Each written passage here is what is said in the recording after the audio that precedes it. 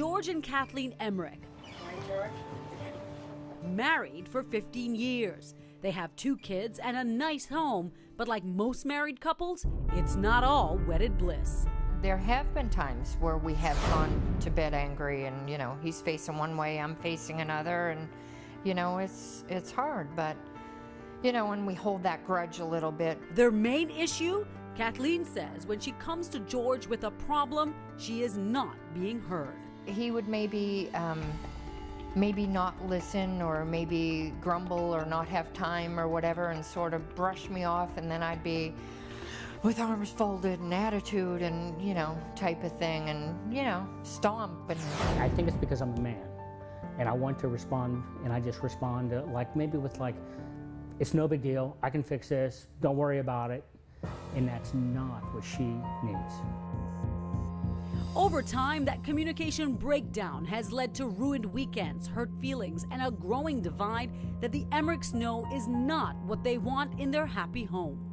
The whole day sort of goes bad because I'll cross my arms and, you know, I'll be a man and I'll turn her off. I just like him to listen and be there and, you know, so he knows what I'm going through. You know, no one wants to, you know, be brushed off. You know, you want to make sure that someone understands you and they're empathetic. Help us, Dr. Jackie. Invalidation occurs when you refuse to accept the thoughts or feelings of another person. What you must always remember is validation is about feelings, not facts. Now, here are the effects of invalidation. It makes your partner feel misunderstood and undervalued. It won't be long before they're feeling resentment and bitterness. Here are some of the outcomes.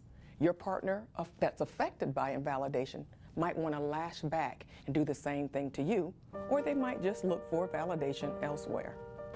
And we have these cups anyway, so it's perfect. Yeah. After a few sessions with Dr. Jackie, George says he is learning what it takes to make Kathleen feel validated. She wants her feelings to be validated, that they're real feelings, and that, you know, I need to show some compassion and say, yeah, I understand.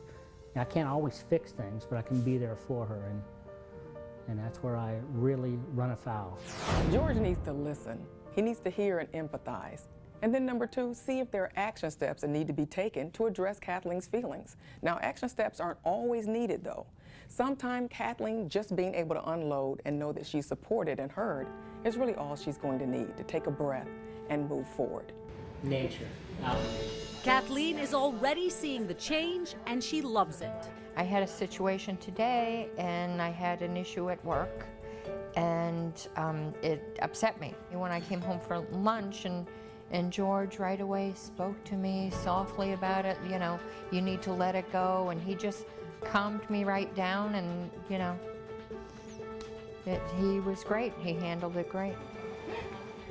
George and Kathleen say every day is still a work in progress, but with the tools to help validate each other, they see major progress and promise. I want to see us get closer and, you know, enjoy doing things together. I've always loved him dearly, and I wanna be with him, and I want to put my dentures in a cup with his when we're both 98 years old and have them on the bedside table. Aww.